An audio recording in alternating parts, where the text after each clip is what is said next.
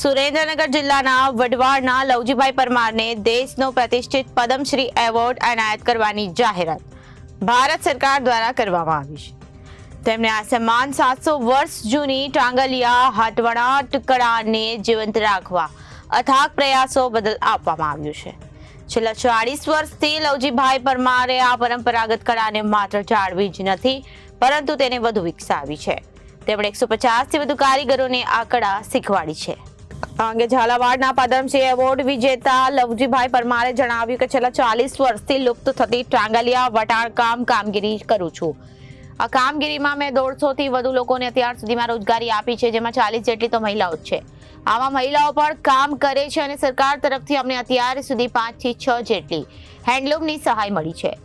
અમને ગુજરાત સરકાર અને આરપીડી ફાઉન્ડેશન સંસ્થાની ખૂબ મદદ મળી છે। અમે જે ડ્રેસ મટીરિયલ શાલ કે સાડી બનાવીએ છીએ તે બધું ગુજરાત સરકાર અને ખાનગી પાર્ટીઓમાં પણ ખરીદે છે।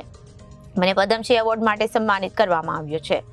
સંપૂર્ણ શ્રેય મારા પરિવાર, મારા કારીગરો અને મારા સમાજને જેમણે કે પ્રોત્સાહન આપ્યું છે એમને આપવા માંગુ છું અને અમે છેલ્લા 40 થી 50 વર્ષ આ કામગીરી સાથે સંકળાયેલા છે। અમે એમાં રોજ નવી નવી ડિઝાઇનો, નવા સેમ્પલ અને નવી રોજગારી લોકો સુધી પહોંચાડવાના પ્રયાસો કરતા રહીએ છીએ અને પદ્મશ્રી એવોર્ડથી મારું સન્માન કરવા બદલ તેમણે આભાર વ્યક્ત કર્યો હતો। પદ્મશ્રી એવોર્ડ મળવાથી મને ખૂબ જ આનંદ છે।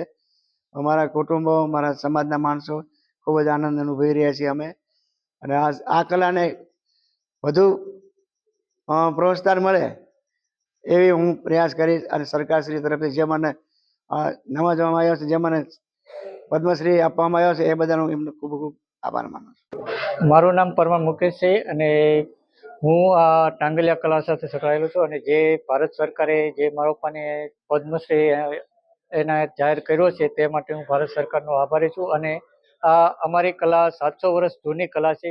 એક સમયે જ્યાં અમારી કલા એ લુપ્ત થઈ ગઈ હતી અને ધીરે ધીરે અમે મારા પપ્પાએ અને અમે બધાએ ધીરે ધીરે એને આગળ લાવવાનો પ્રયત્ન કર્યો છે। તે બદલ ભારત સરકાર અમને આ પદ્મશ્રી એનાયત કરે છે અને આનાથી અમારા જેવા જે કારીગરો રહ્યા એમને પણ એવોર્ડથી પ્રોત્સાહિત થશે અને તેમને પણ આગળ આવું કામ કરવાની ઈચ્છા પણ થશે।